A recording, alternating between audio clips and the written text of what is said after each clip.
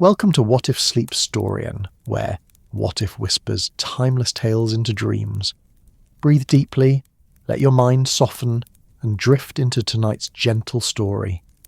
What if, on a quiet Sunday in fog-wrapped London, secrets from the past knocked softly at a familiar door, bringing mysteries that unfolded like whispered confessions in the gaslit shadows. So dim the lights, find your most comfortable position, and let these whispered narratives carry you softly towards sleep.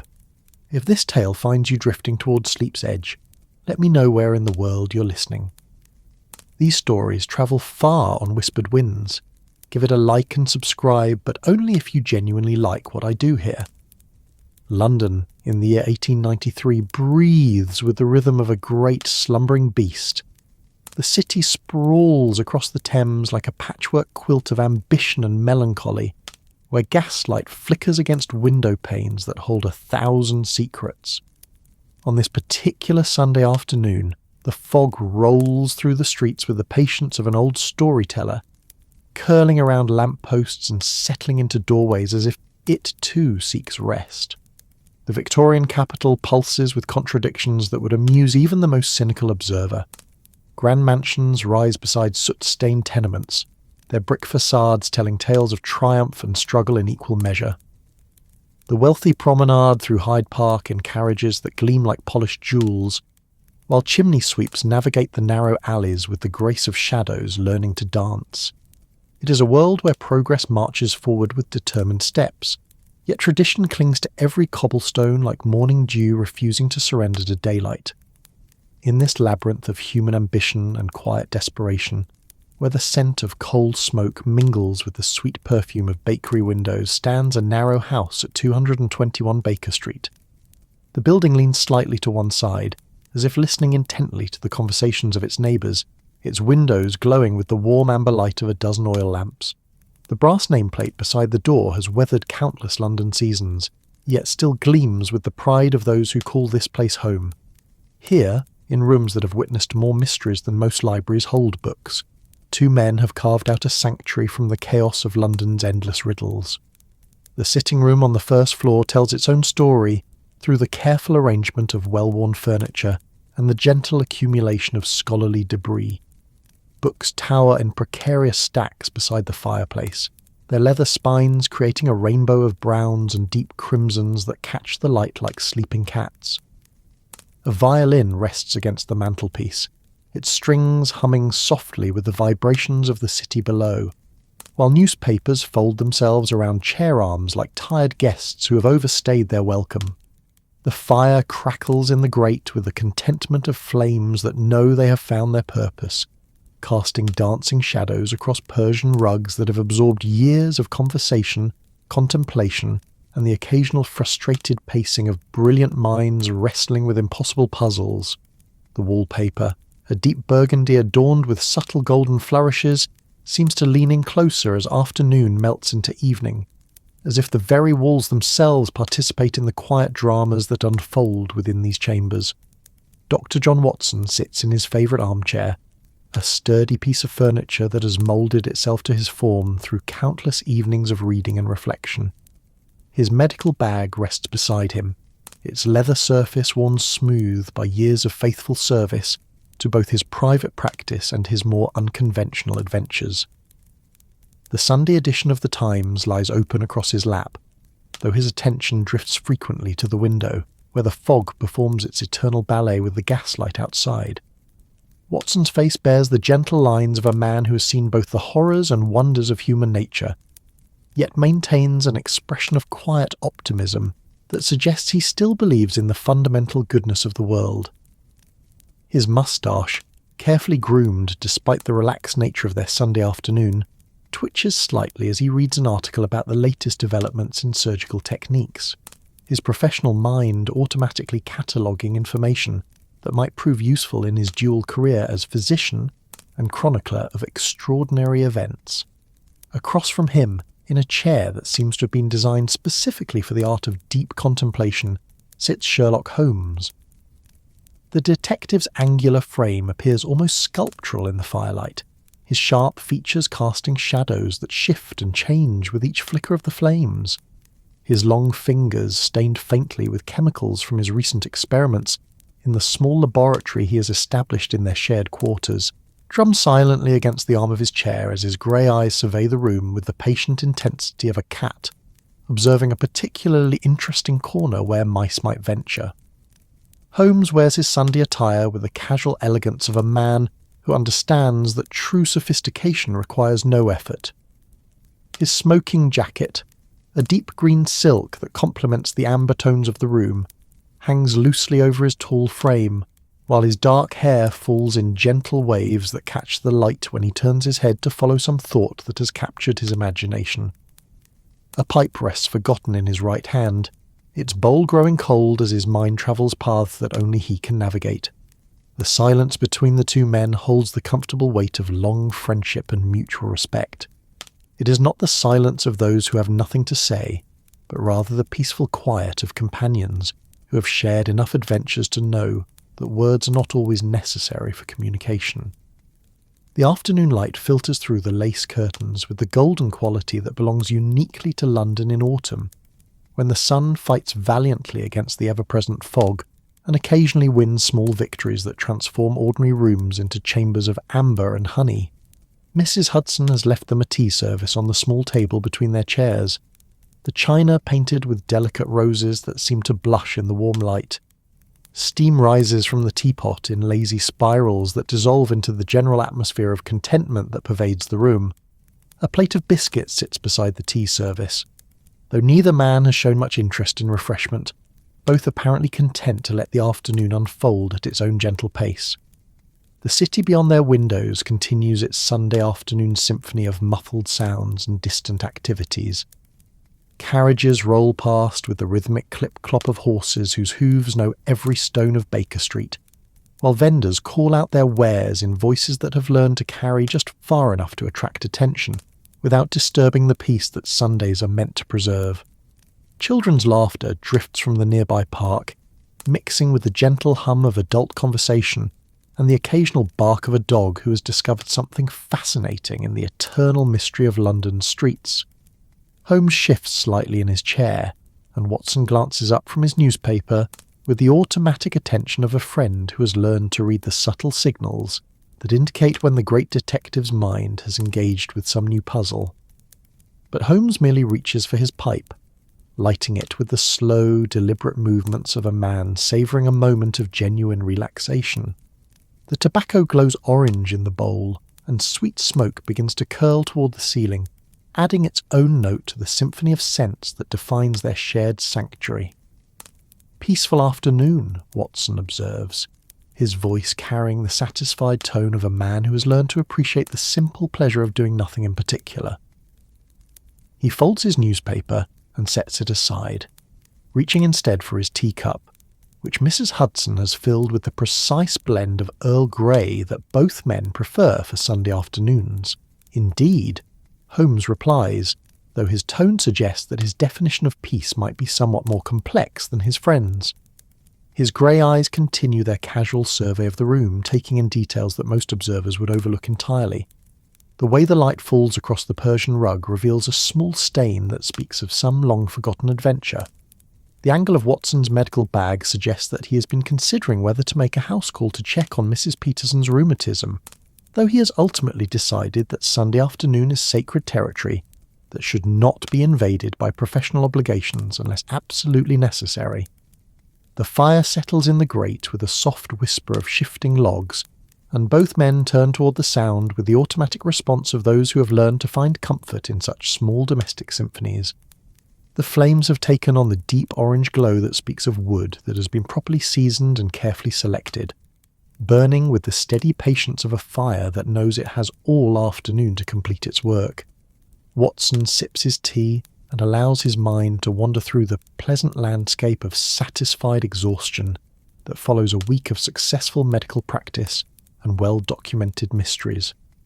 His notebook, filled with the carefully recorded details of their recent cases, sits on the table beside his elbow, its pages thick with the kind of observations that will eventually transform into the stories that have begun to attract a modest but enthusiastic readership. He thinks of the readers who write to express their appreciation for his chronicles and feels a warm satisfaction at the knowledge that their adventures serve not only the cause of justice, but also the more subtle purpose of entertainment and gentle education. Holmes draws on his pipe with the slow rhythm of a man who has learned that the best thoughts often arrive in the spaces between conscious effort. His mind drifts through the cases they have recently concluded, examining each from multiple angles with the thoroughness of a scholar reviewing classical texts.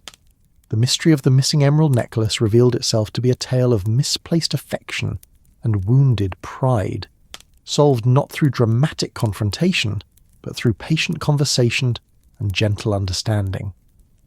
The case of the vanishing violinist proved to be nothing more sinister than a talented young woman seeking escape from an overly protective family, resolved with introductions to a more suitable musical environment and a promise of continued correspondence. Such cases, Holmes reflects, provide their own satisfaction. Not every mystery requires the intervention of Scotland Yard or the exposure of criminal masterminds. Sometimes the greatest service a detective can provide is simply the application of logic and compassion to the smaller puzzles that trouble ordinary lives. These quiet victories, though they lack the dramatic flourishes that capture public attention, often prove more lasting in their effects than the more spectacular adventures that fill newspaper headlines. The afternoon light continues its slow transformation, growing richer and warmer as the sun descends toward the horizon that lies somewhere beyond London's eternal shroud of fog and chimney smoke. The quality of the light in their sitting room shifts from the clear gold of early afternoon to the deeper amber that speaks of evening's gentle approach.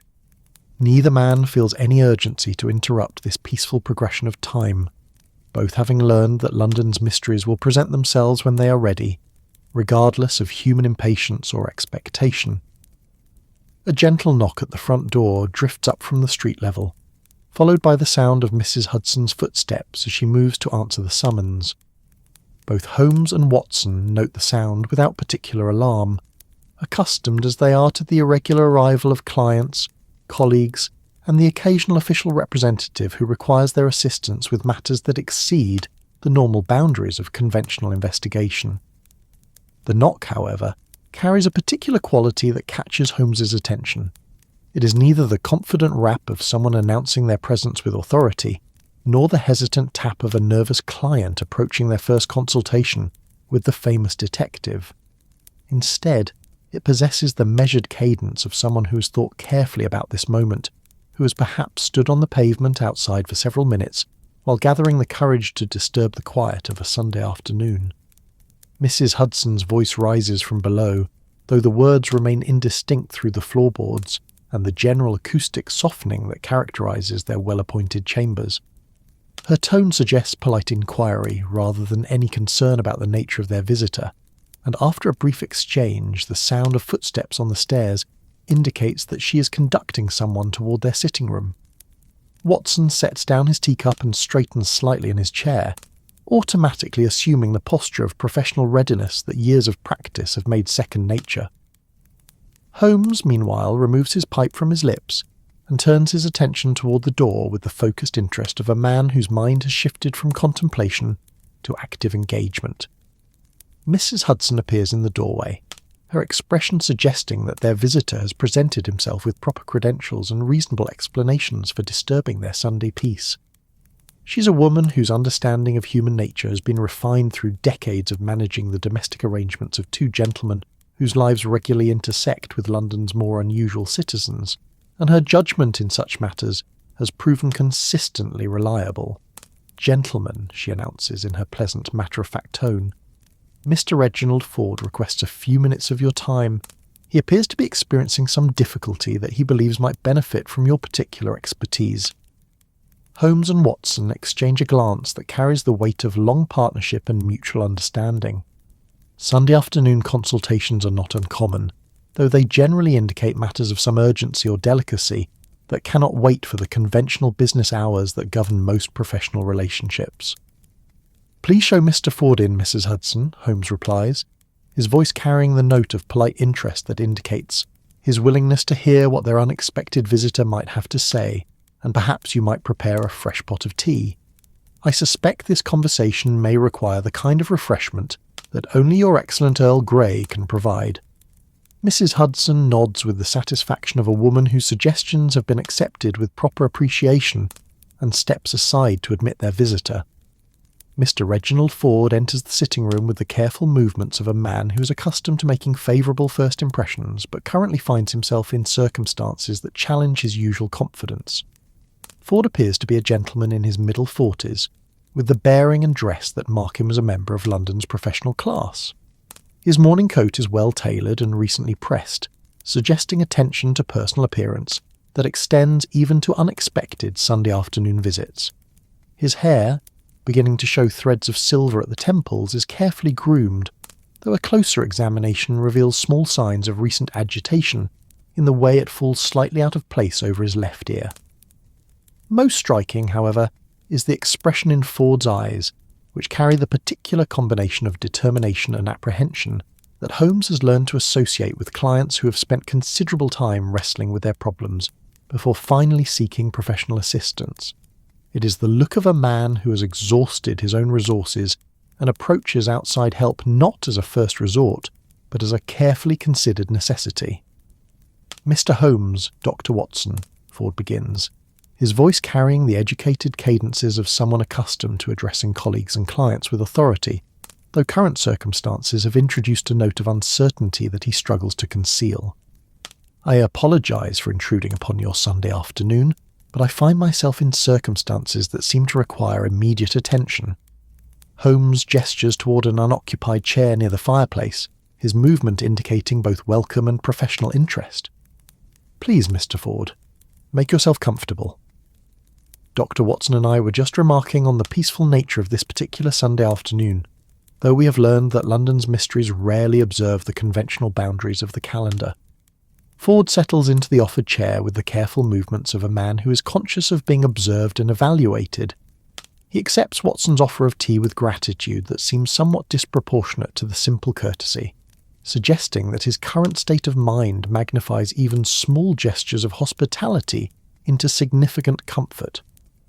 "I should explain," Ford continues, "that I am a solicitor with offices in Lincoln's Inn.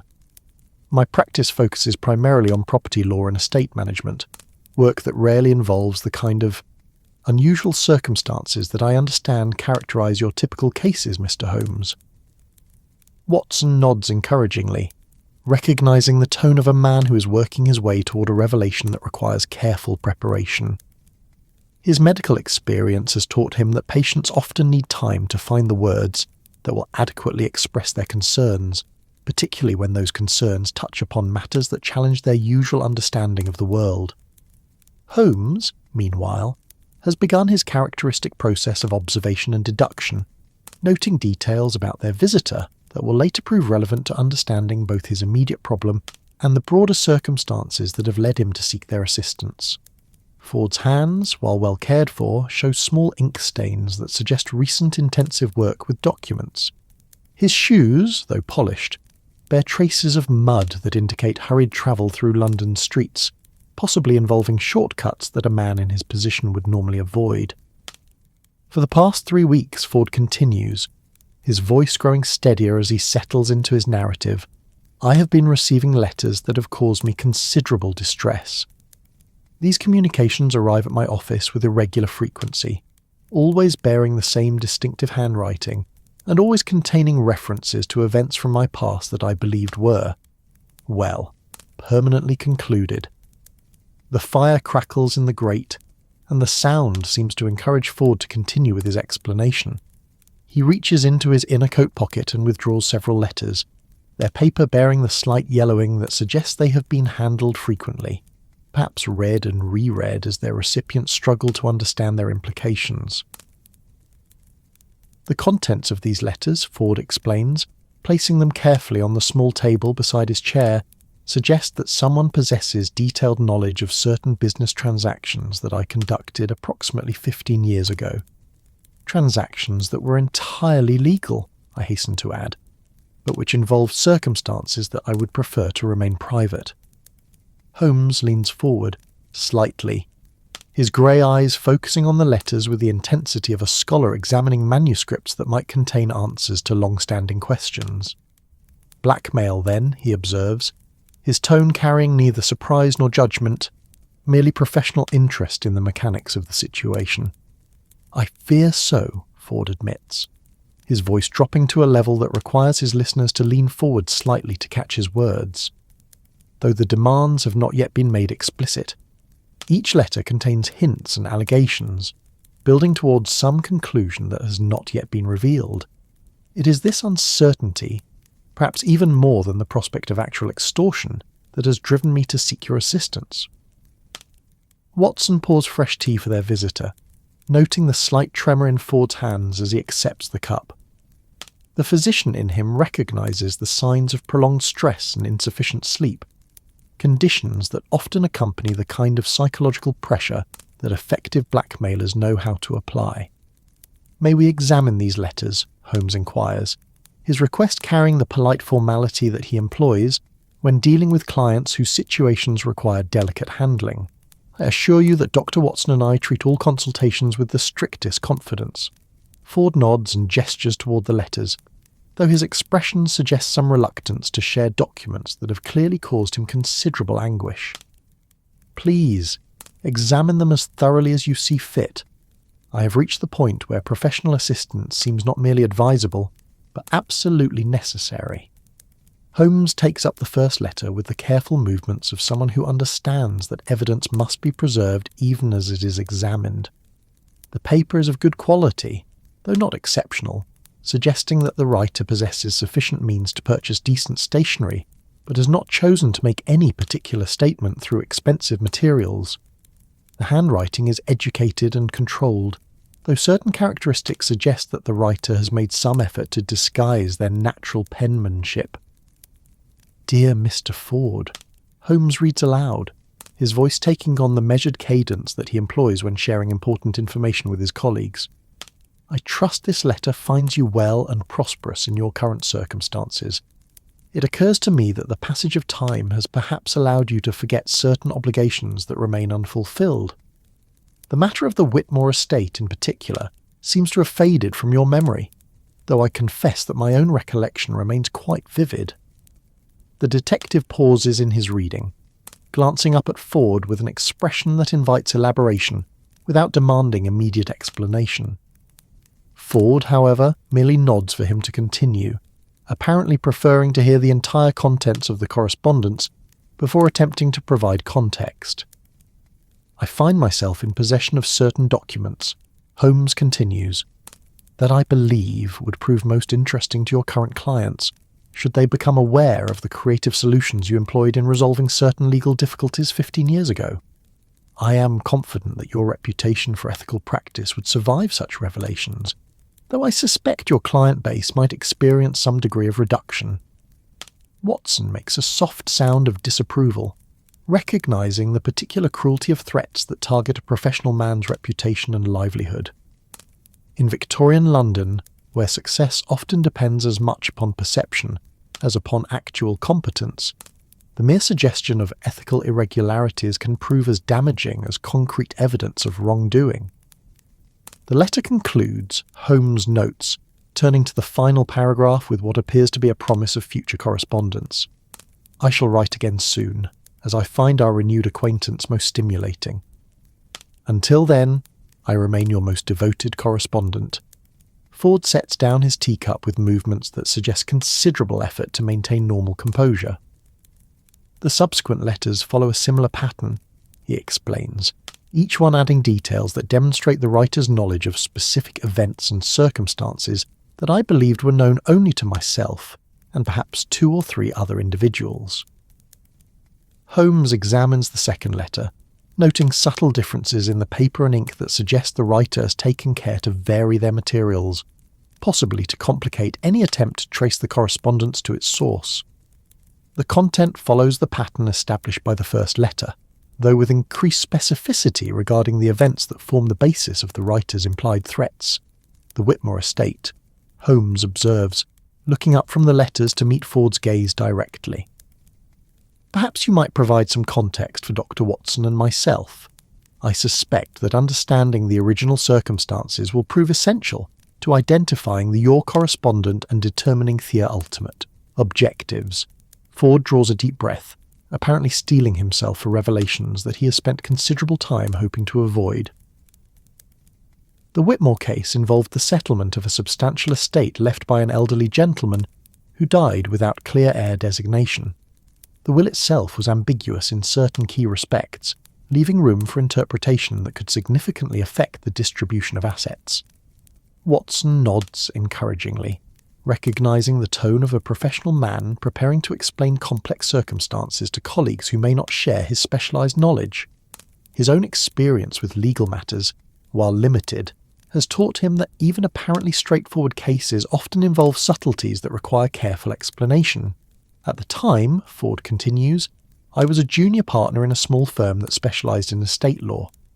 The senior partners assigned me to handle the Whitmore matter, perhaps because they considered it relatively straightforward, or perhaps because they sensed complications that they preferred to avoid. Holmes has returned his attention to the letters, though his expression suggests that he is simultaneously absorbing Ford's explanation and examining the physical evidence for clues that might not be immediately apparent. And these complications manifested themselves how? Precisely. The primary difficulty, Ford explains, arose from the existence of two potential heirs, each with reasonable claims to the estate. The language of the will seemed to favour one interpretation, but certain circumstances suggested that the deceased might have intended a different outcome. The fire settles again in the grate, and the sound seems to underscore the gravity of Ford's revelations. Outside, the fog has thickened with the approach of evening, wrapping their sitting room in a cocoon of amber light and intimate conversation that encourages both confession and careful analysis. I spent several weeks researching the case. Ford continues, consulting legal precedents and attempting to determine what the deceased might actually have intended. During this process, I discovered certain documents among the estate papers that seemed to clarify the testator's wishes, though these documents had not been included in the formal will. Watson leans forward slightly, his medical training having taught him to recognise the moment when a patient approaches the crucial revelation that explains their current symptoms, documents that support which interpretation of the will. That, Ford admits, is where the ethical complexity arose. The documents I discovered clearly supported the claim of the less obvious heir, a distant relative who had maintained little contact with the deceased. However, the more obvious heir was a local widow with 3 young children, whose need was considerably more urgent. Holmes looks up from his examination of the letters, his expression carrying the neutral interest of a professional detective who has learned not to pass judgment on the moral complexities that often complicate legal matters. And your decision in this matter? Ford hesitates for a moment, apparently weighing the implications of full disclosure against the risks of incomplete honesty, with men whose reputations depend upon their ability to uncover truth, regardless of its complexity. I chose to interpret the will in favour of the widow, he admits finally.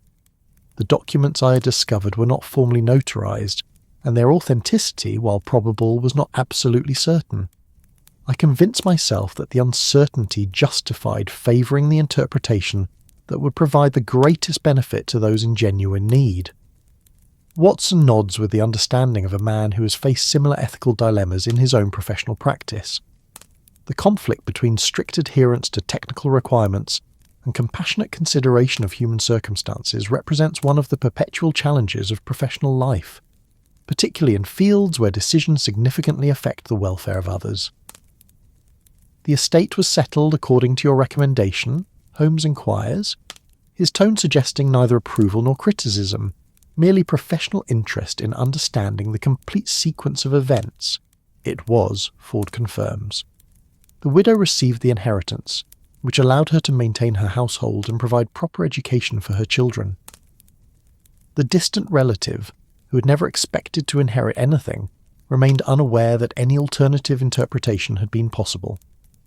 Holmes returns to his examination of the letters, though his attention now carries the focused quality that indicates his mind is working to connect the information Ford has provided with the evidence contained in the threatening correspondence.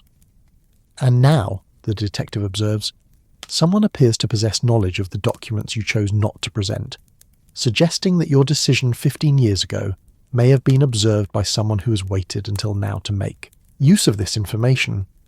Ford nods with the weary resignation of a man who has spent weeks reaching the same uncomfortable conclusion. The letters demonstrate knowledge of specific details that could only have come from someone who had access to the estate papers, or from someone who was told about them by such a person. The afternoon light has continued its gradual transformation, and Mrs. Hudson appears in the doorway with a fresh tea service, her timing suggesting the intuitive understanding of domestic rhythms that characterises experienced housekeepers. She exchanges the depleted service for the fresh one with movements that create no interruption to the ongoing conversation, though her expression suggests awareness that their consultation involves matters of some gravity. "Thank you, Mrs. Hudson," Watson says, accepting a fresh cup of tea with the automatic courtesy that years of shared residence have made habitual. "Your tea provides exactly the kind of fortification that complex problems seem to require." Mrs. Hudson acknowledges the compliment with a slight smile and withdraws, leaving the three men to continue their discussion in the renewed atmosphere of warmth and comfort that fresh tea invariably provides in London sitting rooms during the transition from afternoon to evening.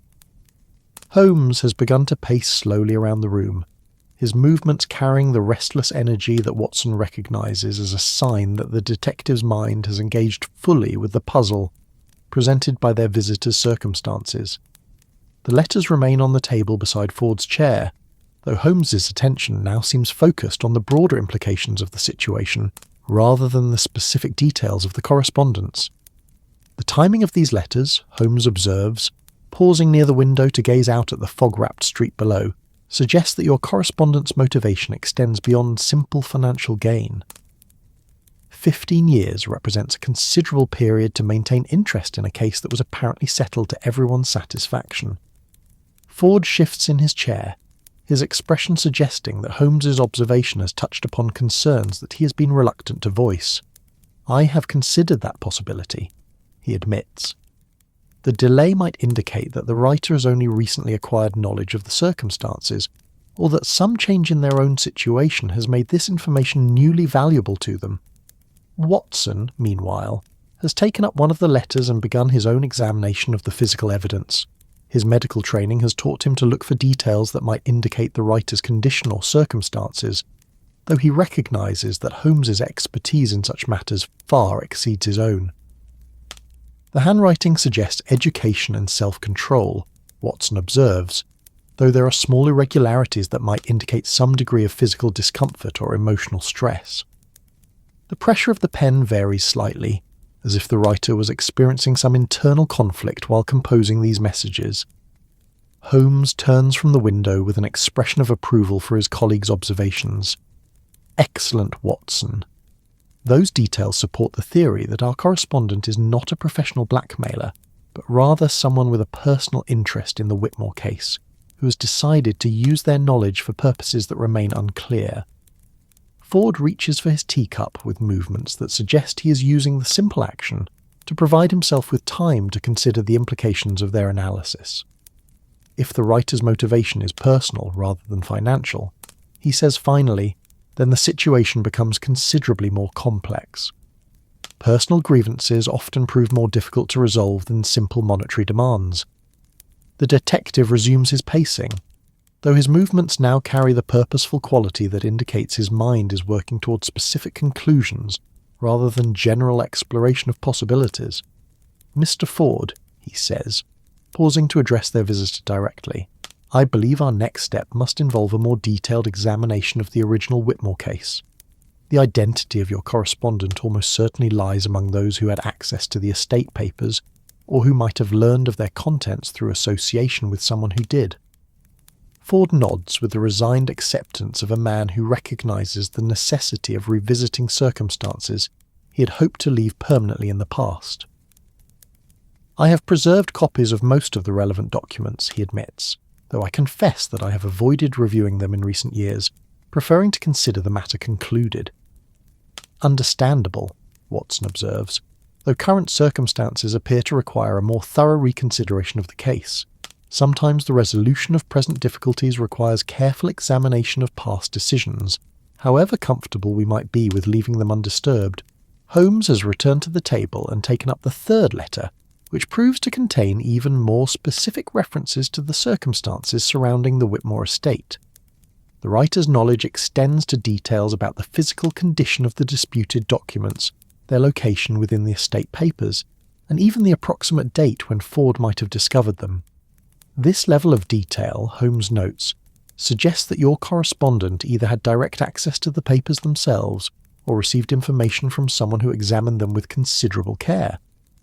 The precision of these references rules out casual observation or second-hand gossip. Ford accepts this conclusion with the grim satisfaction of a man whose worst suspicions have been confirmed by expert analysis. "I have spent the past 3 weeks trying to identify who might possess such knowledge," he says. "The list of possibilities is disturbingly short, and none of the names on it suggest comfortable explanations for the current situation. The fire has begun to burn lower, and Watson rises to add fresh logs, his movements automatic and domestic in contrast to the increasingly complex implications of their visitor's problem.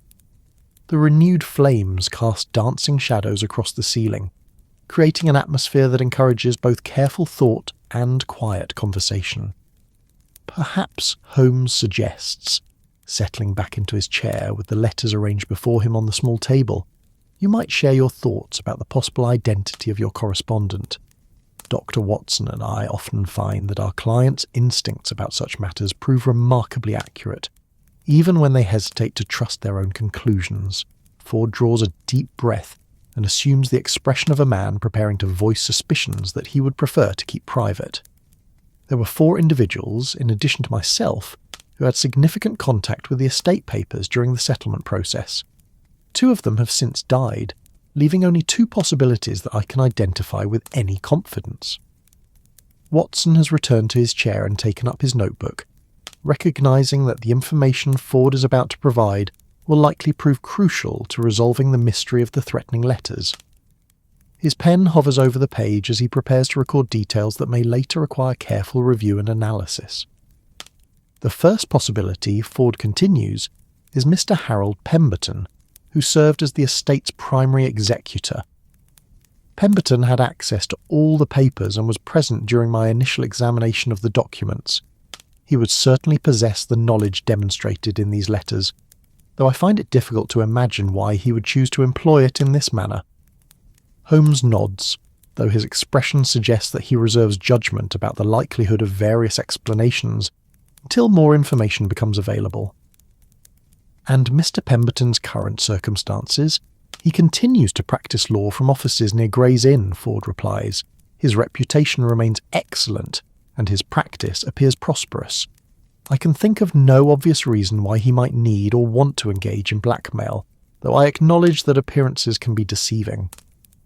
The detective makes a note on a small pad that he has drawn from his waistcoat pocket, his movement suggesting that he is recording information that will require further investigation, and the second possibility.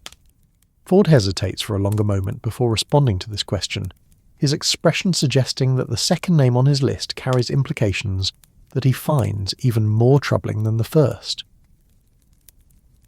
"Miss Catherine Whitmore," he says finally, "the niece of the deceased and the distant relative whose claim to the inheritance I chose not to pursue."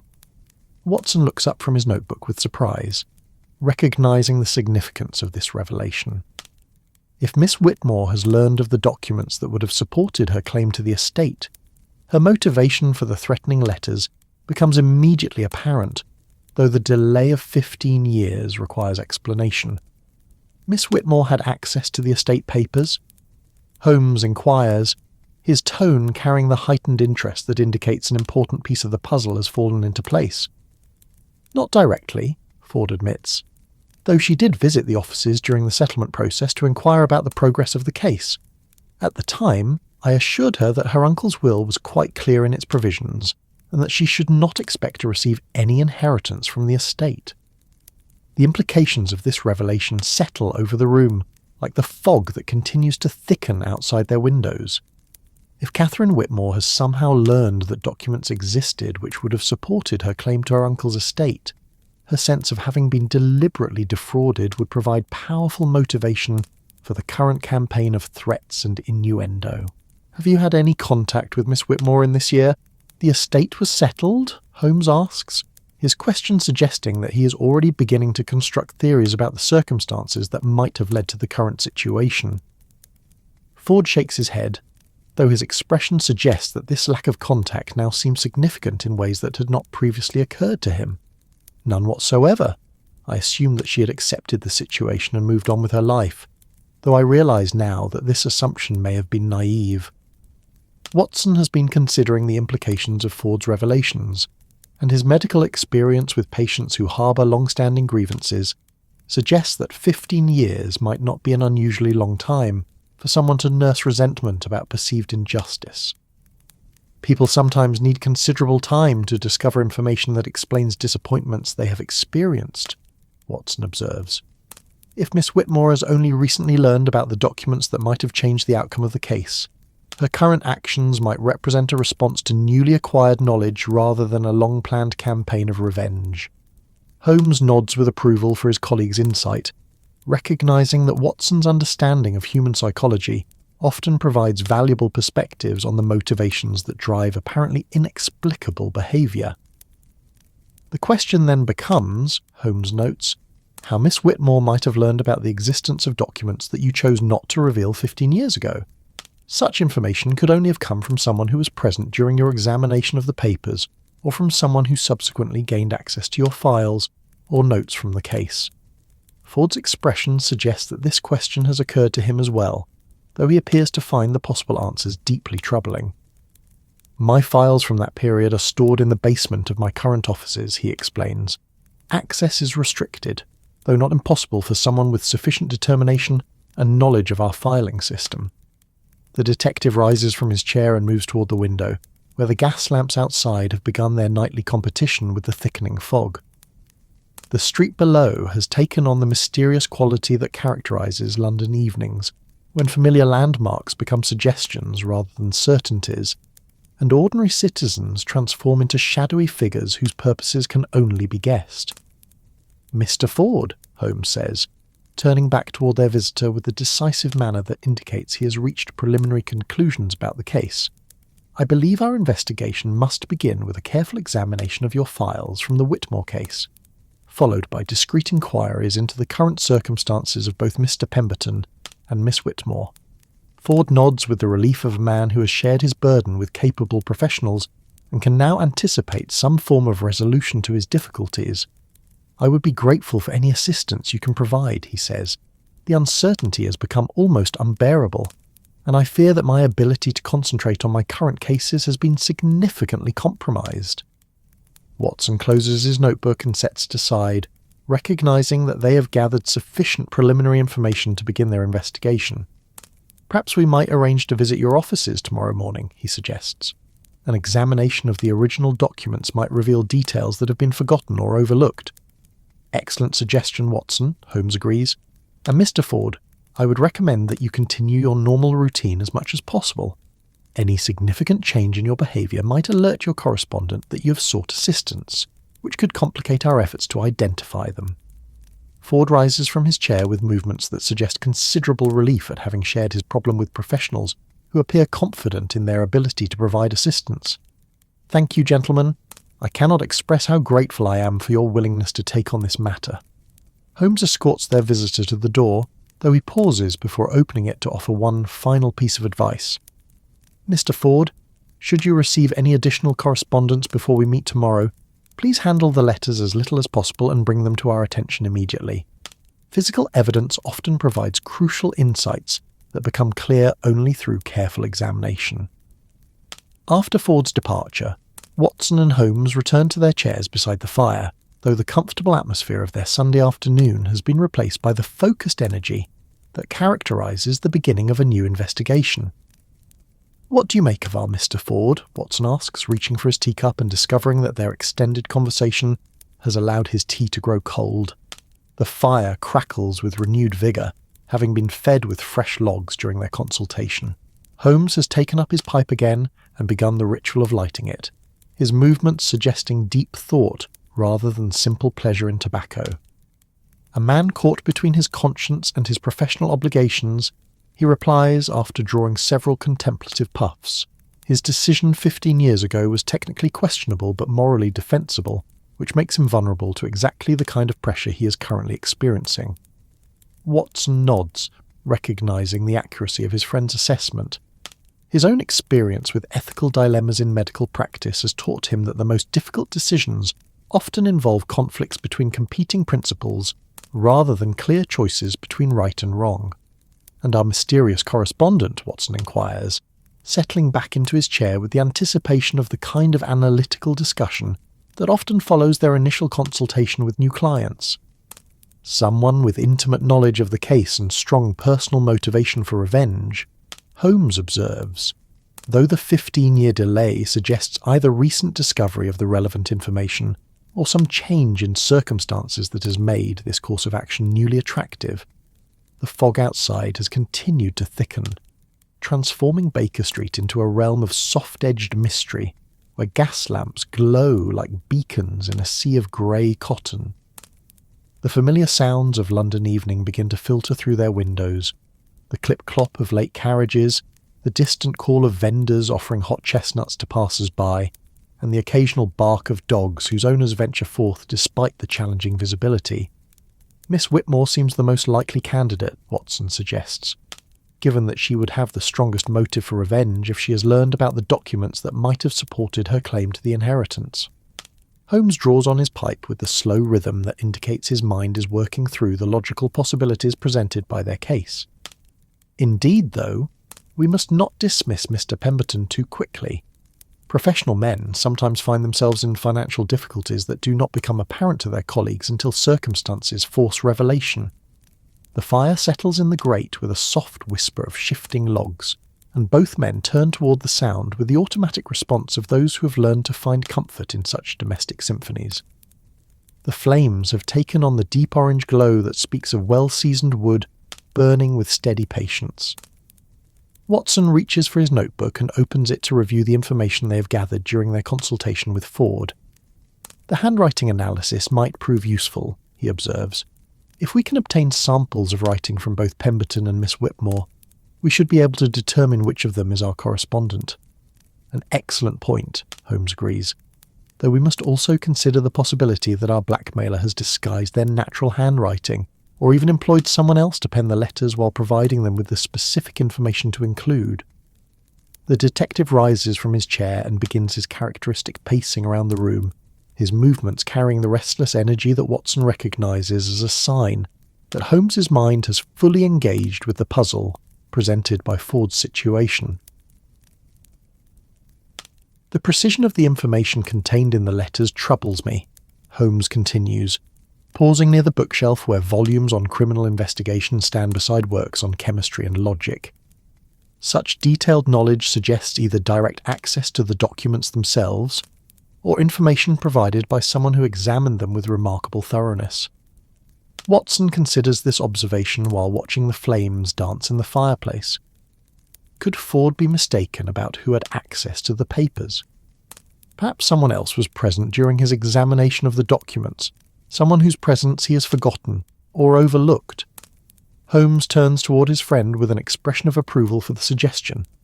A distinct possibility, Watson. Memory often proves unreliable when it comes to seemingly insignificant details, particularly when those details occurred 15 years ago, during what was probably a stressful period in Ford's professional development. The afternoon has given way entirely to evening, and Mrs. Hudson appears in the doorway with a small lamp that she places on the table, beside the letters from Ford's mysterious correspondent. Her movements suggest the automatic domestic adjustments that evening requires in a well-managed household. "Will you gentlemen be requiring dinner this evening?" she inquires, her tone carrying the practical concern of a woman who understands that her employer's irregular schedules often make meal planning a complex endeavour. "Thank you, Mrs. Hudson," Watson replies, though I suspect our appetites have been somewhat diminished by the gravity of our afternoon consultations. Perhaps something light if it would not be too much trouble. Mrs. Hudson nods with the understanding of a woman who has learned to accommodate the eating habits of two gentlemen whose minds often become so absorbed in their work that physical needs receive secondary consideration. "I shall prepare something suitable," she assures them, "and leave it available should you find yourselves in need of sustenance." After Mrs. Hudson's departure, Holmes returns to his examination of the letters, though his attention now seems focused on details that had not previously captured his interest. He holds one of the sheets up to the lamplight, examining the paper with the intensity of a scholar studying ancient manuscripts. "The watermark is interesting," he observes, "though not unique enough to provide immediate identification of the source. The paper is of good quality, but readily available at most stationers throughout London." Watson joins his friend in examining the physical evidence, noting details that his medical training has taught him to observe. The ink appears uniform throughout each letter, he notes, suggesting that they were written in single sessions rather than composed over extended periods. Holmes nods with appreciation for his colleague's observation, which indicates that our correspondent planned these communications carefully, gathering all necessary information before beginning to write, rather than composing spontaneous messages as thoughts occurred to them. The implications of this conclusion settle over both men as they continue their examination of the letters. If the blackmailer has planned their campaign with such care, they are likely to prove more formidable opponents than someone acting on impulse or sudden opportunity. "Tomorrow's examination of Ford's files may prove crucial," Watson observes, returning to his chair as the warmth of the fire draws him away from the cooler air near the lamp. "If we can determine exactly who had access to the documents, we can begin to narrow our list of suspects." Holmes resumes his pacing, though his movements now carry the purposeful quality that indicates his mind is working towards specific conclusions rather than general exploration of possibilities. "I am particularly interested in learning more about Miss Whitmore's current circumstances," he says. 15 years is a considerable time, and her situation may have changed in ways that make this course of action newly attractive to her. Watson opens his notebook to a fresh page and begins recording questions that their investigation will need to answer. "We should also inquire about Mr. Pemberton's recent activities," he suggests. "If he's experiencing financial difficulties, that might explain why he would choose to exploit knowledge that has been available to him for 15 years. The fog outside has grown so thick that the gas lamps appear as mere suggestions of light in the grey darkness, creating an atmosphere that seems to muffle sound and transform ordinary London into a realm of mystery and shadow. The familiar becomes unfamiliar when visibility is reduced to mere feet, and even well-known streets can become mazes that challenge the most experienced residents." Holmes pauses near the window to observe the transformed street scene, his expression suggesting that he finds the fog's ability to obscure and mystify somehow appropriate to their current investigation. "London fog has always struck me as nature's contribution to the art of concealment," he observes. "It creates an environment where secrets seem natural, and revelation becomes a rare and precious commodity." Watson joins his friend at the window, noting how the familiar landmarks of Baker Street have been rendered mysterious by the thick grey veil that has settled over the city. "Perfect weather for clandestine activities," he agrees, though I imagine it also makes it more difficult for those engaged in surveillance or other forms of discreet observation. The detective turns away from the window with a slight smile that suggests he has been struck by some connection between the evening's weather and their current case.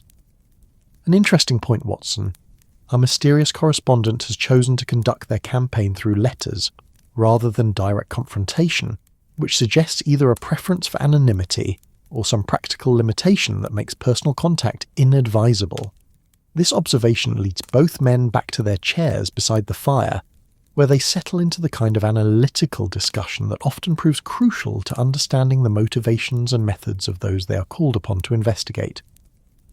If Miss Whitmore is our correspondent, Watson muses, her choice to remain anonymous might simply reflect the delicacy of her situation. A woman accusing a respected solicitor of professional misconduct would need to be very certain of her facts before making such allegations publicly. Holmes nods while drawing on his pipe, the tobacco glowing orange in the bowl as sweet smoke begins to curl toward the ceiling. Whereas if Mr. Pemberton is responsible for the letters, his anonymity might be intended to protect his professional reputation, while he attempts to extract payment for his silence. The fire crackles in the grate, and both men turn toward the sound with the automatic response of those who have learned to find comfort in such domestic symphonies. The flames cast dancing shadows across the Persian rug, creating patterns that shift and change with each flicker of the fire. There is another possibility that we have not yet considered, Holmes observes, setting his pipe aside as a new thought captures his attention. What if neither Pemberton nor Miss Whitmore is directly responsible for the letters, but one of them has shared information about the case with someone else who has chosen to exploit it for their own purposes? Watson looks up from his notebook with interest, recognising that this suggestion opens up additional avenues of investigation that they had not previously explored. A third party who learned about the suppressed documents through conversation with one of our original suspects. Precisely, Holmes confirms. Someone who might have heard the story casually, perhaps years ago, and has only recently recognised its potential value for blackmail purposes. This possibility introduces new complexity to their investigation, since it would require them to explore not only the current circumstances of Pemberton and Miss Whitmore, but also their associates, and the possibility that confidential information has been shared inappropriately. The level of detail in the letters argues against casual knowledge, Watson observes, though you're correct that we cannot dismiss the possibility that our correspondent received their information second-hand. Holmes has returned to his examination of the letters, though his attention now seems focused on broader patterns rather than specific details. The tone of these communications troubles me, he admits. There is a quality of personal satisfaction in the writing that suggests the author takes genuine pleasure in Ford's discomfort, rather than viewing this merely as a business transaction. Watson considers his friend's observation while reviewing his notes from their consultation with Ford. That would support the theory that Miss Whitmore is our correspondent, since she would have personal reasons for wanting to see Ford suffer for his decision to deny her the inheritance. The evening has settled fully over Baker Street, and the sounds from outside have taken on the muffled quality that thick fog imparts to urban noise. Carriages move more slowly and with greater caution, their wheels creating softer sounds against the cobblestones, while pedestrians call out to each other more frequently to avoid collisions in the limited visibility. Holmes rises from his chair and moves to the small desk where he keeps correspondence and writing materials.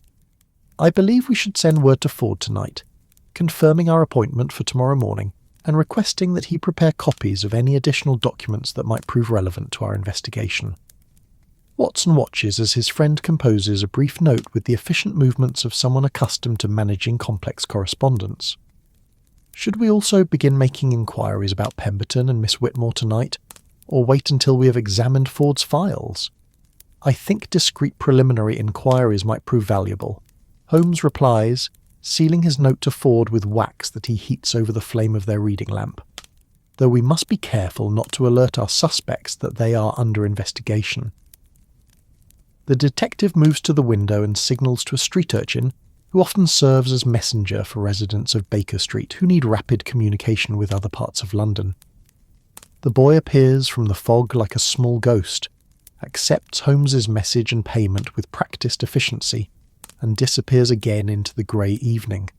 Our young messenger will ensure that Ford receives our confirmation tonight, Holmes explains, returning to his chair beside the fire. Tomorrow we begin the more challenging work of unravelling 15 years of secrets and hidden motivations. Watson closes his notebook and sets it aside. Do you have any preliminary theories about the likely identity of our correspondent? Holmes considers the question while gazing into the fire, his expression suggesting that he is weighing various possibilities against the limited evidence currently available. Miss Whitmore remains the most likely candidate, he says finally, though I am troubled by the 15-year delay between the original injustice and her decision to seek revenge. People sometimes need considerable time to discover information that explains past disappointments, Watson observes, particularly when that information has been deliberately concealed by those in positions of authority. The detective nods, though his expression suggests that he finds this explanation incomplete. True, though I wonder what might have triggered her investigation into the case after so many years of apparent acceptance of the situation. This question leads both men into contemplative silence as they consider the various circumstances that might cause someone to revisit a case that was apparently settled to everyone's satisfaction 15 years earlier.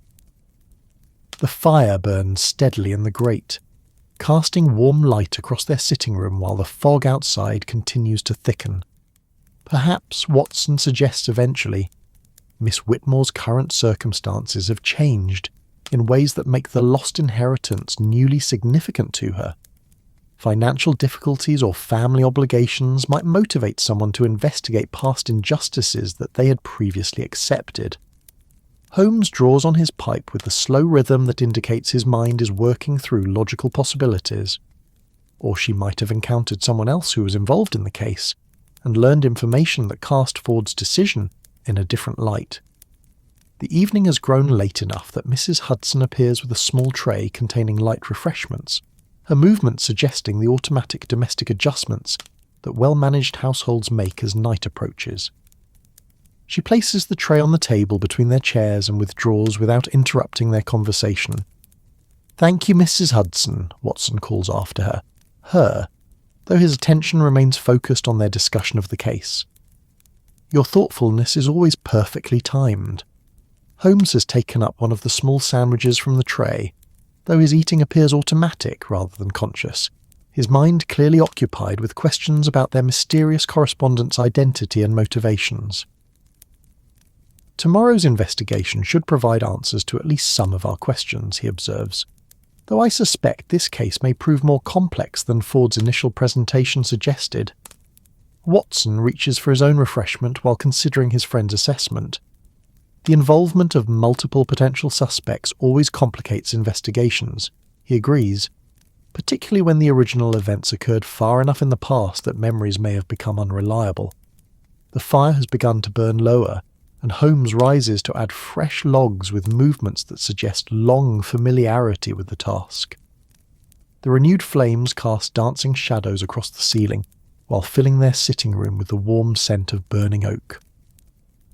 "I am particularly interested in learning whether Ford's memory of who had access to the estate papers is complete and accurate," Holmes says, settling back into his chair as the fire begins to burn more brightly. 15 years is sufficient time for significant details to be forgotten or confused. Watson nods while reviewing his notes from their consultation with Ford. "The precision of the information in the blackmail letters suggests that our correspondent either has exceptional memory for detail or access to written records that refresh their recollection of specific facts." This observation leads Holmes to examine the letters once more, though his attention now seems focused on evidence of how the information might have been gathered rather than simply what information is revealed. The specificity of certain references suggests consultation of written records, he agrees. Someone writing from memory alone would be unlikely to include such precise details about dates and document locations. The implications of this conclusion suggest that their investigation will need to focus not only on who might have had access to information about the Whitmore case, but also on who might currently have access to written records that contain such detailed information. Ford's office files represent one obvious source, Watson observes, though we should also consider whether other repositories of information might exist. Court records, correspondence files maintained by other participants in the case, or even personal journals that might contain relevant details. Holmes nods with approval for his colleague's thorough consideration of the possibilities. "Excellent thinking, Watson. Our investigation tomorrow must include inquiries about all potential sources of information about the case, not merely those under Ford's direct control. The fog outside has grown so thick that the gas lamps provide only the faintest suggestion of illumination, creating an atmosphere that seems to muffle all sound and transform familiar London into an alien landscape of mystery and shadow. Even the normally busy street noise has been reduced to occasional distant sounds that seem to emerge from and disappear into the grey void. Perfect weather for clandestine activities, Watson observes, noting how the fog has transformed their normally bustling neighbourhood into a realm where visibility extends only a few feet in any direction. Holmes joins his friend at the window, where they observe the transformed street scene with the interest of professional investigators who understand how environmental conditions can affect both criminal activity and the efforts of those who seek to prevent or solve it. London fog has always seemed to me nature's contribution to the art of concealment, Holmes observes. It creates conditions where the ordinary rules of observation and surveillance become significantly more challenging. This comment leads both men to consider how the current weather conditions might affect their investigation, and whether their mysterious correspondent might be taking advantage of the fog to engage in activities that would be more difficult under normal visibility conditions. Though it also makes it more difficult for anyone who might wish to observe our own activities, Watson notes, which could prove advantageous if our investigation requires discreet inquiries that we would prefer to conduct without attracting attention. Holmes turns away from the window with a slight smile that suggests he has found some connections between the evening's weather and their current case, particularly amusing or appropriate. Indeed, Watson, perhaps the fog is nature's way of ensuring that tomorrow's investigation proceeds under conditions that favour the pursuit of truth over the concealment of secrets. The detective returns to his chair beside the fire, where he settles with the satisfied expression of someone who has organised his thoughts sufficiently to proceed with confidence into the next phase of their investigation. "I believe we have extracted as much information as possible from this evening's consultation," he observes, reaching for his pipe with movements that suggest preparation for a final contemplative smoke before retiring for the evening. Watson closes his notebook and sets it aside, though his expression suggests that his mind continues to work through the various possibilities presented by Ford's case. "Tomorrow should prove illuminating," he agrees, though I suspect we may discover that this mystery extends beyond simple blackmail into more complex territories of human motivation and long-suppressed grievance. Holmes lights his pipe with the deliberate movements of someone who values the ritual as much as the tobacco itself, and soon sweet smoke begins to curl toward the ceiling in lazy spirals that seem to echo the fog outside their windows. The human capacity for maintaining grievances over extended periods never ceases to amaze me, he observes, drawing on his pipe with the slow rhythm that indicates deep thought. 15 years is sufficient time for perceived injustices to transform from disappointment into obsession, particularly when the injured party has had ample opportunity to imagine how different their life might have been under alternative circumstances. Watson considers his friend's observation while watching the flames dance in the fireplace. Medical practice has taught me that people often need considerable time to fully understand and respond to traumatic experiences, he notes. What seems like delayed reaction might actually represent the natural progression of emotional processing. This psychological insight proves valuable, as both men consider the possible motivations of their mysterious correspondent, and how 15 years of reflection might have transformed initial disappointment into the kind of focused resentment that could motivate a carefully planned campaign of revenge. Whether our correspondent is Miss Whitmore, Mr. Pemberton, or some previously unknown third party, Holmes concludes, their current actions suggest a level of planning and determination that indicates this matter has become central to their sense of identity and purpose. The fire has begun to burn lower as the evening progresses toward night, and both men settle into the comfortable silence that often characterises the conclusion of their analytical discussions. Outside, the fog continues to thicken, transforming London into a realm where mystery seems natural and revelation becomes a rare and precious commodity. Watson reaches for his notebook one final time, recording observations and questions that have emerged from their evening's discussion. "Tomorrow will tell us much about the accuracy of our preliminary theories," he notes, though I suspect this case will require patience and careful investigation to reach a satisfactory resolution. Holmes nods while drawing contemplatively on his pipe, the tobacco glowing orange in the bowl as smoke continues to rise toward the ceiling. "Indeed, Watson, some mysteries yield their secrets quickly to direct interrogation, while others require the kind of persistent investigation that gradually reveals truth through the accumulation of small details and careful observation." The detective rises from his chair and moves to secure the letters from Ford's correspondent in his desk, where they will be safe until tomorrow's more detailed examination. His movements suggest the automatic security precautions of someone accustomed to handling evidence that might prove crucial to resolving complex cases. "I believe we should retire early tonight," he suggests, "since tomorrow's investigation will likely require considerable energy and attention to detail. Complex cases often demand sustained mental effort over extended periods." Watson agrees while gathering his notebook and preparing to adjourn to his own chambers. An early start will allow us to examine Ford's files thoroughly before beginning our inquiries about Pemberton and Miss Whitmore. As both men prepare to conclude their evening, the fog outside has grown so thick that Baker Street has been transformed into a realm where familiar landmarks disappear into grey mystery, and even the most well-known routes become uncertain journeys into the unknown. "Good night, Holmes," Watson says, pausing at the doorway to their sitting room. "Tomorrow should prove most interesting, regardless of which direction our investigation takes us." "Good night, Watson," Holmes replies, settling back into his chair for a final contemplative smoke before retiring. "And thank you for your valuable contributions to our analysis this evening.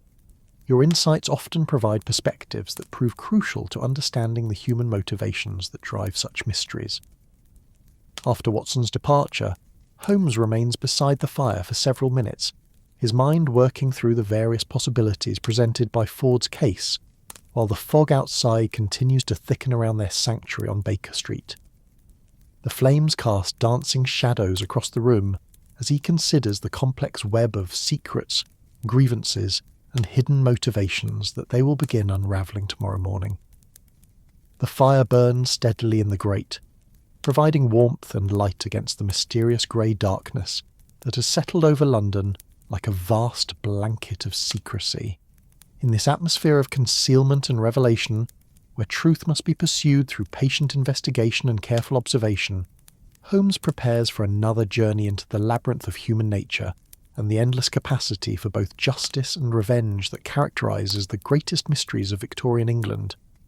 The case of the threatening letters addressed to Mr. Reginald Ford represents more than simple blackmail. It embodies the eternal struggle between conscience and consequence, between the decisions we make in moments of moral complexity and the long-term implications of those choices. Tomorrow will begin the process of unravelling 15 years of secrets and discovering whether justice delayed can still prove to be justice served. As the fog continues to thicken outside and the fire burns lower in the grate, Baker Street settles into the peaceful quiet that precedes tomorrow's revelations, while somewhere in the grey London night, a mysterious correspondent prepares their next move in a game that began 15 years ago with one man's decision to choose compassion over strict legal interpretation. The city sleeps fitfully under its blanket of fog, while secrets whisper through the shadows, and truth waits patiently for those brave enough to seek it in the labyrinth of human motivation and the endless complexity of moral choice. Tomorrow will bring new revelations, but tonight belongs to contemplation and the gentle mysteries that fog brings to familiar streets and well-known faces. And in the morning, when the fog lifts and London awakens to another day of possibilities and challenges, Holmes and Watson will begin their careful journey into a mystery that promises to reveal as much about the nature of justice and human character as it does about the identity of one anonymous correspondent whose grievances have waited 15 years for expression. The investigation will test their skills of observation and deduction, but more importantly, it will require them to navigate the complex territories of human emotion and moral ambiguity that characterise the most challenging cases. For in the end, the mystery of the threatening letters may prove to be less about criminal activity than about the eternal human struggle to find balance between justice and mercy, between individual needs and collective responsibilities. Sleep comes slowly to Baker Street on this fog-wrapped evening, but it comes at last, carrying with it dreams of revelation and resolution, of secrets unveiled and justice served, of the endless fascinating complexity that makes London the perfect setting for mysteries that touch the deepest questions of human nature and moral choice. Tomorrow will bring answers, but tonight brings rest and the peaceful anticipation that accompanies the beginning of any great investigation into the mysteries of the human heart. Dawn arrives in London with the gentleness of a whispered secret. creeping through the fog with fingers of pale gold that gradually transform the grey mystery of night into the soft promise of morning. The gas lamps along Baker Street flicker once, twice, and then surrender their vigil to the natural light that seeps through the thinning mist like hope returning to troubled hearts. Holmes awakens with the automatic precision of a man whose mind never truly rests, even in sleep. The sitting room still holds the faint scent of last night's tobacco and the lingering warmth of banked coals in the fireplace. He rises from his chair, where he has spent the final hours of night in contemplation rather than proper rest, his mind working through the various possibilities presented by Ford's mysterious correspondent. The detective moves to the window and observes the transformation that morning has brought to their familiar street. The fog, while still present, has begun to lift in places, revealing glimpses of the everyday London that exists beneath the previous evening's shroud of mystery. Early vendors begin their calls, their voices carrying the cheerful determination of those who understand that commerce must continue regardless of atmospheric conditions. Watson emerges from his chambers with the satisfied expression of a man who has enjoyed proper rest and awakens refreshed and ready for the day's challenges. His medical bag sits prepared beside the door, though today it will accompany them on an investigation rather than professional visits to patients requiring conventional care. "Good morning, Holmes," Watson observes, noting his friend's position at the window and recognizing the signs that the detective has spent considerable time in thought since their consultation ended the previous evening. "I trust the night has brought fresh insights into our mysterious correspondent's identity." Holmes turns from the window with a slight smile that indicates satisfaction with preliminary theories, though he recognizes that the day's investigation will be required to transform speculation into certainty. "The morning light has a way of clarifying thoughts that seemed complex in the shadows of evening," he replies. "I believe our visit to Ford's offices will prove most illuminating, though perhaps not in the ways we initially anticipated." Mrs. Hudson appears with their morning tea service, her movements carrying the brisk efficiency of someone who understands that important work awaits her tenants.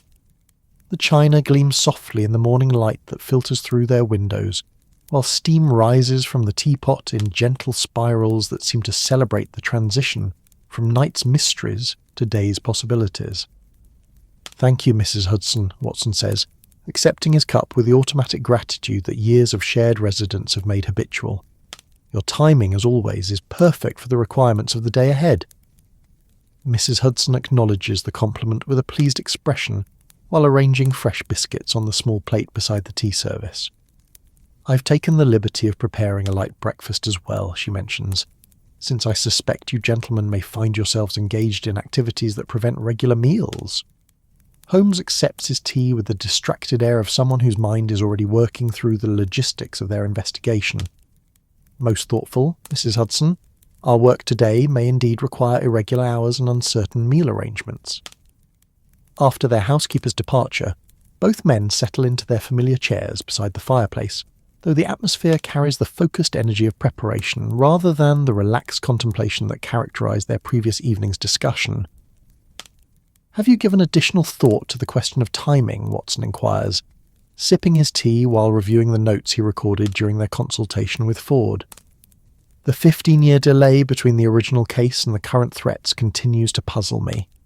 Holmes draws on his pipe, which he has lit with the automatic movements of morning routine, and considers his friend's question while gazing into the remnants of their fire. "I have been wondering whether our correspondent's decision to act now might be connected to some recent change in circumstances that we have not yet identified." The detective sets down his teacup and moves to his desk, where he withdraws a small map of London and spreads it across the surface. His finger traces the route from Baker Street to Ford's offices in Lincoln's Inn, while his mind calculates the time required for their journey and the optimal sequence for their planned investigations. Death, marriage, financial crisis, discovery of new information, Holmes continues, returning to his chair with the map in hand. Any of these circumstances might motivate someone to revisit grievances that they had previously accepted as unalterable facts of their personal history. Watson nods while considering the psychological implications of his friend's observation. Medical practice has taught me that people often experience delayed reactions to traumatic events, he notes. What appears to be sudden action may actually represent the culmination of years of gradual emotional processing. This insight proves valuable, as both men consider how 15 years of reflection might transform initial disappointment about the Whitmore inheritance into the kind of focused resentment that could motivate carefully planned revenge against Ford. The precision of the information in the threatening letters suggests that our correspondent has access to detailed records, Holmes observes, which raises questions about whether they have recently gained such access or have possessed it for years without choosing to exploit it until now. The morning light continues to strengthen outside their windows, gradually revealing the familiar landscape of Baker Street as the fog retreats before the advance of day. Vendors begin their calls with increasing confidence, while early pedestrians emerge from buildings to test the improving visibility against their daily navigation requirements. Holmes rises and moves to gather the letters from Ford's correspondent, handling them with the careful attention that important evidence requires. "I believe we should examine these documents once more before departing for Ford's offices," he suggests. "Fresh morning light sometimes reveals details that escape notice under artificial illumination." Watson joins his friend at the small table, where the letters have been arranged in chronological order, their surfaces catching the pale gold light that streams through the lace curtains. The handwriting appears even more controlled in daylight, though certain subtle variations become more apparent under closer examination.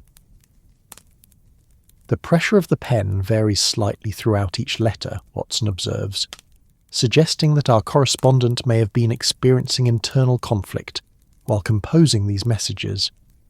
Such variations often indicate emotional stress or physical discomfort. Holmes nods with approval for his colleague's medical insight, while continuing his own examination of the physical evidence. The paper quality remains consistent throughout all three letters, he notes, though the ink appears to come from different sources, suggesting that our correspondent has taken care to vary their materials.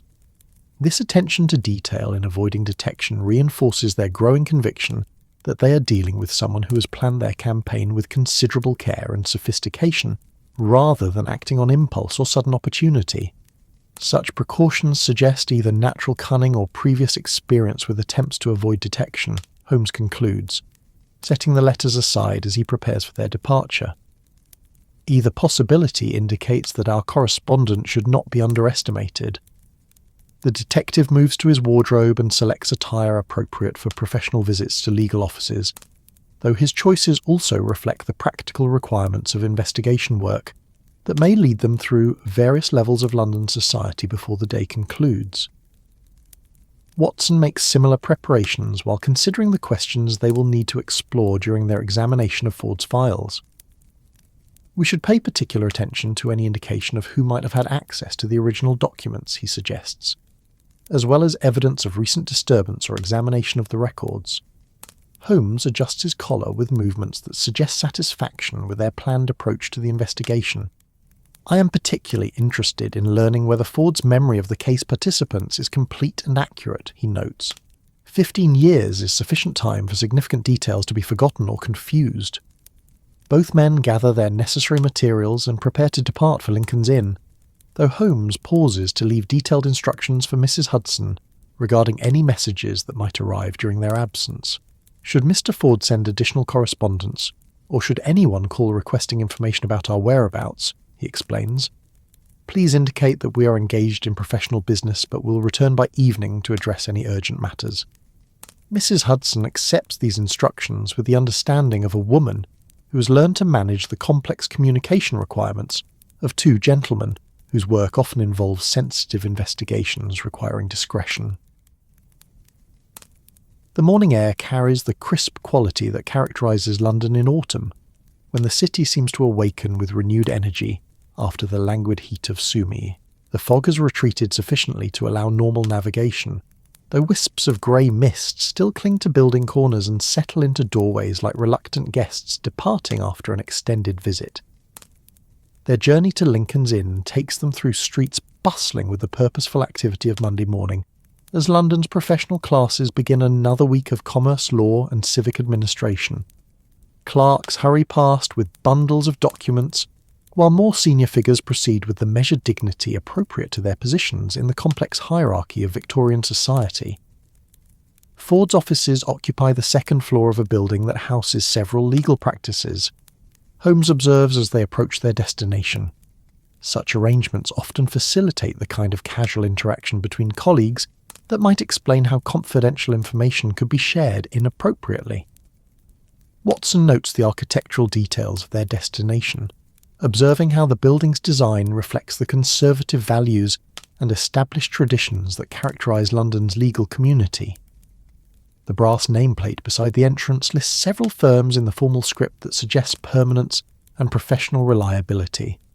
Ford awaits them in his private office, a chamber that reflects 15 years of successful practice in the careful arrangement of law books, client files, and the accumulated artifacts of professional achievement. His desk bears the organised appearance of someone who has learned to manage complex cases through systematic attention to detail. "Gentlemen," Ford greets them with obvious relief at their punctual arrival, "I confess that I slept poorly last night, troubled by questions about who might possess such detailed knowledge of the Whitmore case." Holmes settles into the offered chair while beginning his characteristic examination of their surroundings, noting details that might prove relevant to understanding both Ford's professional circumstances and the possible sources of unauthorized access to confidential information. "We have given considerable thought to your situation," the detective replies, "and have developed several theories that require testing through careful examination of the original documents and inquiry into the current circumstances of those who might have had access to them." Ford unlocks a substantial filing cabinet and withdraws a thick folder bearing the notation "Whitmore Estate, 1878" in his careful handwriting. The folder shows signs of age but appears to have been maintained in good condition, suggesting that Ford has preserved the documents with the thoroughness that characterises conscientious legal practice. "I have retained copies of all significant documents from the case," Ford explains, "though I confess that I have avoided reviewing them in recent years, preferring to consider the matter permanently concluded." Watson accepts the folder and begins examining its contents while Holmes continues his survey of the office, paying particular attention to evidence of recent visitors or unusual activity that might suggest unauthorized access to confidential materials. The documents reveal the complexity that characterized the original Whitmore case, with multiple potential interpretations of the deceased's intentions and competing claims from various relatives who believed themselves entitled to inherit portions of the substantial estate. "The disputed documents are here," Ford indicates, pointing to several sheets that bear different handwriting from the formal will. These papers appear to clarify the testator's intentions in favour of Miss Catherine Whitmore, though their authenticity and legal standing remained questionable. Holmes examines the disputed documents with the intensity of a scholar studying ancient manuscripts, noting details about paper quality, ink characteristics, and handwriting that might provide clues about their origin and the circumstances under which they were created.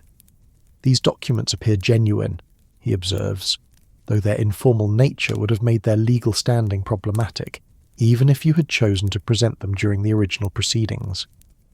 Watson has begun reviewing the complete file, paying particular attention to notes and correspondence that might indicate who else had access to the information contained therein. "Your notes mention consultations with several colleagues during the case," he observes. Could any of these individuals have retained copies of the disputed documents? Ford considers the question while reviewing his own notes from the period, his expression suggesting that memory is providing details that had not occurred to him during their previous consultation.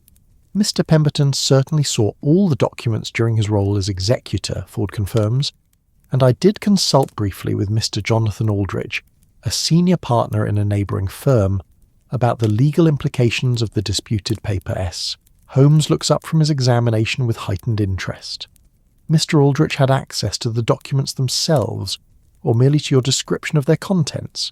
"I showed him the actual papers," Ford admits, seeking his opinion about their potential impact on the case. His advice was that their questionable authenticity made them unsuitable for formal presentation, which influenced my decision to proceed without them. This revelation adds a third potential source of detailed information about the suppressed documents, expanding their investigation beyond the original suspects of Pemberton and Miss Whitmore to include someone whose involvement Ford had apparently forgotten until prompted by direct questioning. "Is Mr. Aldrich still practicing law?" Watson inquires, recognising the significance of identifying another individual who possessed intimate knowledge of the disputed documents and the circumstances surrounding Ford's decision to suppress them. "He retired from active practice several years ago," Ford replies, though he maintains offices nearby and occasionally consults on complex estate matters.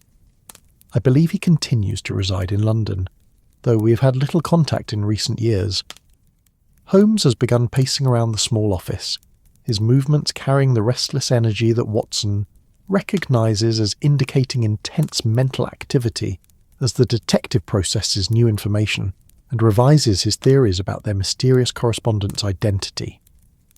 "We now have 3 individuals who possess detailed knowledge of the suppressed documents," Holmes summarises, each with different potential motivations for exploiting that information 15 years after the original case was concluded. Watson closes the file and sets it aside while considering the implications of this expanded list of suspects. Pemberton for financial gain, Miss Whitmore for revenge, and now Mr. Aldrich for reasons we have yet to determine. Ford has begun to pace as well, though his movements carry anxiety rather than the focused energy that characterises Holmes's thinking process. "The possibility that Mr. Aldrich might be involved troubles me greatly," he admits. "He was a respected mentor whose guidance influenced many of my early professional decisions." The office falls into contemplative silence, as all 3 men consider how the investigation has become more complex with the identification of additional suspects who possess the knowledge necessary to compose the threatening letters. "Perhaps we should pay a visit to Mr. Aldrich this morning," Holmes suggests, before proceeding with our planned inquiries about Pemberton and Miss Whitmore. His reaction to unexpected questions about the Whitmore case might prove illuminating. Ford provides directions to Aldrich's offices, which prove to be located within easy walking distance of their current position. The proximity raises additional questions about whether professional proximity might have facilitated the kind of ongoing contact that could explain how confidential information might have been shared inappropriately. Their journey through the narrow streets of Lincoln's Inn takes them past buildings that house decades of London's legal history, where generations of solicitors and barristers have wrestled with the complex questions of justice, precedent and human nature that characterise the practice of law in Victorian England. Mr. Aldrich's offices occupy the ground floor of that building, Ford indicates, pointing toward a structure that appears even more traditional than his own workplace. The brass nameplate beside the entrance bears the simple inscription J. Aldrich, Legal Consultations, in script that suggests decades of established practice. Holmes pauses before entering to observe details about the building and its surroundings that might prove relevant to understanding Aldrich's current circumstances and possible motivations for involvement in a campaign of anonymous threats. The location suggests continued prosperity despite retirement from active practice, he notes, though we should not assume that professional success necessarily indicates freedom from financial or personal pressures that might motivate questionable behaviour. Ford approaches the entrance with obvious reluctance, apparently finding the prospect of confronting a former mentor about possible criminal activity deeply uncomfortable. "Mr. Aldrich was instrumental in establishing my early reputation," he explains. "The possibility that he might be involved in this matter challenges many of my assumptions about professional relationships and personal character." Watson recognises the emotional difficulty that Ford faces in questioning someone who played a significant role in his professional development. "Sometimes investigation requires us to examine uncomfortable possibilities about people we thought we knew well," he observes gently. "The truth, however unpleasant, often proves preferable to continued uncertainty." They are admitted to Aldrich's offices by an elderly clerk whose manner suggests decades of faithful service to an employer who maintains traditional standards of professional dignity and courteous client relations. Mr. Jonathan Aldrich proves to be a gentleman in his 70s, with the bearing and appearance that marks him as a member of London's established legal community. His office reflects a lifetime of successful practice, with law books arranged in perfect order and documents organised with the systematic attention to detail that characterises the most competent practitioners. Mr. Ford, Aldrich greets his former colleague with apparent pleasure at the unexpected visit. What brings you to my chambers on this pleasant morning? And who are your distinguished companions? Ford makes the necessary introductions while struggling to find appropriate words for explaining their presence without immediately revealing the suspicious nature of their inquiry. Mr. Holmes and Dr. Watson are assisting me with some questions that have arisen regarding an old case, he explains carefully. Aldrich gestures toward chairs arranged near his desk, his manner suggesting genuine hospitality toward unexpected guests. Please, make yourselves comfortable. I always enjoy opportunities to discuss interesting legal questions with colleagues and their advisors. Holmes settles into the offered chair while beginning his characteristic process of observation and evaluation, noting details about Aldrich's office and demeanour that might provide insights into his current circumstances and possible involvement in the threatening letters. We're revisiting the Whitmore estate case from 1878, Ford explains, his voice carrying the reluctance of someone approaching a subject that he would prefer to avoid. Specifically, questions have arisen regarding certain documents that were discovered during the original investigation, but not presented during the formal proceedings. Aldrich's expression shifts slightly, suggesting that the mention of the Whitmore case has triggered recollections that he finds significant, though not necessarily comfortable. Ah yes, the Whitmore matter, he replies. A complex case with ethical implications that extended beyond simple legal interpretation. Watson watches Aldrich's face carefully, applying his medical training to detect signs of stress or deception that might indicate guilty knowledge about the current threats against Ford. The older man's manner appears genuinely surprised by the inquiry, though his response suggests that he remembers the case details with remarkable clarity. You advised against presenting certain disputed documents, Holmes observes, his tone carrying polite inquiry rather than accusation. Perhaps you might share your recollection of the circumstances that led to that recommendation. Aldrich leans back in his chair with the expression of someone accessing memories that remain vivid despite the passage of 15 years. The documents appeared to be authentic expressions of the deceased's intentions, he replies, but their informal nature and questionable legal standing made them unsuitable for formal proceedings that might face challenge from disappointed heirs. Ford shifts uncomfortably in his chair, apparently finding this review of past decisions increasingly difficult as the conversation continues. The ethical implications troubled me considerably at the time, he admits. Your guidance helped me reach a decision that I believed served the greater good, though recent events have caused me to question whether that decision was entirely appropriate.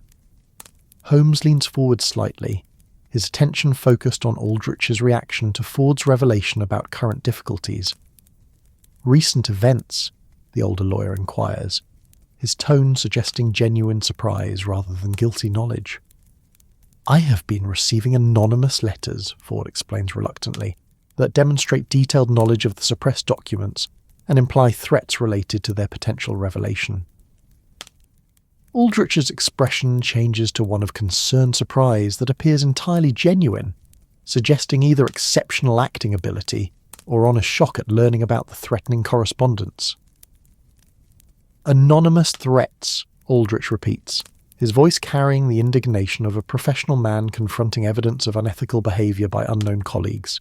Such tactics represent a serious violation of professional standards, regardless of the motivation behind them. Watson continues his careful observation of Aldrich's responses, noting that the older man's surprise appears genuine and his indignation consistent with someone learning about unethical behaviour for the first time. We are attempting to identify who might possess sufficient knowledge of the case to compose such threatening letters, Holmes explains, his manner suggesting professional inquiry rather than personal accusation. Your consultation on the original case makes you someone whose recollections might prove valuable to our investigation. Aldrich nods with the understanding of someone who recognises the logical necessity of their inquiry, though his expression suggests that he finds the situation deeply troubling rather than personally threatening. I retained no copies of the disputed documents, he states clearly, and have had no contact with other participants in the case since the matter was concluded 15 years ago. My involvement was limited to providing advice about the legal implications of presenting questionable evidence. Holmes exchanges a glance with Watson that carries the weight of professional assessment, both men apparently reaching similar conclusions about Aldrich's credibility and likely innocence regarding the anonymous letters. Perhaps you might share your recollection of who else might have had access to information about the suppressed documents, Watson suggests. Additional perspectives on the case participants might help us identify other potential sources of the detailed knowledge demonstrated in the threatening letters. Aldrich considers the question while reviewing his memories of the original case participants and their various levels of access to confidential information. Beyond Mr. Pemberton in his role as executor, I recall meeting Miss Catherine Whitmore during her inquiries about the progress of the case, he notes. She struck me as an intelligent woman who felt that her interests were not being adequately represented in the proceedings. This observation provides additional insight into Miss Whitmore's character and possible motivations, suggesting that she may have harboured suspicions about the case even during the original proceedings. Did Miss Whitmore express specific concerns about the handling of her uncle's estate? Ford inquires, apparently recalling details about her inquiries that had not seemed significant at the time. She asked pointed questions about whether all relevant documents had been discovered and properly evaluated, Aldrich replies. I gained the impression that she suspected additional papers might exist that could affect the distribution of the estate. Holmes makes a note in his small pad, recognising that Miss Whitmore's early suspicions about undiscovered documents might explain how she could have maintained interest in the case sufficient to motivate investigation 15 years later. Such suspicions might have provided motivation for continued inquiry into the case, the detective observes, particularly if Miss Whitmore eventually obtained information that confirmed her original concerns about suppressed evidence. The conversation continues for several more minutes as Aldrich shares his recollections of the case participants and their various reactions to the estate settlement. His memories provide valuable context for understanding the psychological factors that might have motivated someone to maintain interest in the case over an extended period. I fear that I cannot provide additional assistance with your current difficulties, Aldrich concludes apologetically, though I certainly hope that you succeed in identifying your anonymous correspondent and resolving this troubling situation. After taking their leave of Aldrich, the three men emerge into the midday London atmosphere, where the autumn sun has gained sufficient strength to dispel most of the remaining fog from the morning's weather. Mr. Aldrich appeared genuinely surprised by news of the threatening letters, Watson observes, as they walk back toward Ford's offices. His responses suggested honest shock rather than guilty knowledge about the anonymous correspondence. Holmes nods with agreement regarding their assessment of Aldrich's credibility, which returns our attention to Pemberton and Miss Whitmore as the most likely sources of the detailed knowledge demonstrated in the letters threatening Mr. Ford. Ford walks between them with the expression of someone who finds relief in eliminating one potential suspect, even as the investigation continues toward other possibilities that may prove equally uncomfortable to confront. Miss Whitmore's early suspicions about suppressed documents provide compelling motivation for the current threats, he admits. If she has somehow confirmed her original concerns about the case, her sense of betrayal would naturally focus on my role in denying her the inheritance. The detective pauses at a street corner to consider the optimal sequence for their continued investigation. I believe our next step should involve discreet inquiries into Miss Whitmore's current circumstances, he suggests. Understanding her present situation may provide insights into why she has chosen to act now rather than earlier. Watson agrees while considering the psychological factors that might influence someone to delay revenge for 15 years before taking action. People sometimes need considerable time to develop the resources and resolve necessary for complex retaliation, he notes. Miss Whitmore may have required years to acquire the knowledge and confidence necessary to challenge someone in Ford's professional position. Their discussion continues as they make their way back through the bustling streets of Lincoln's Inn, where the legal community pursues its daily work of contracts, precedents, and the endless human dramas that require professional mediation. Ford provides additional details about Miss Whitmore's background and circumstances during the original case, painting a portrait of an intelligent woman who felt frustrated by her exclusion from decisions about her uncle's estate. She was unmarried at the time, Ford recalls, and living with elderly relatives in circumstances that suggested financial constraint. The inheritance would have provided considerable improvement to her situation, which may explain why she harboured such strong suspicions about the fairness of the proceedings. Holmes processes this information while considering how 15 years might have changed Miss Whitmore's circumstances and capabilities. An intelligent woman experiencing financial constraint would have powerful motivation to investigate any possibility that she had been defrauded of a legitimate inheritance. The afternoon progresses with continued investigation into the backgrounds and current circumstances of their remaining suspects.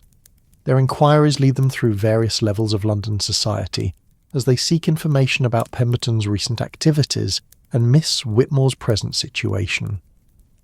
Through discreet conversations with professional colleagues and careful observation of public records, a picture begins to emerge of two individuals whose lives have taken very different directions since the conclusion of the Whitmore case 15 years earlier.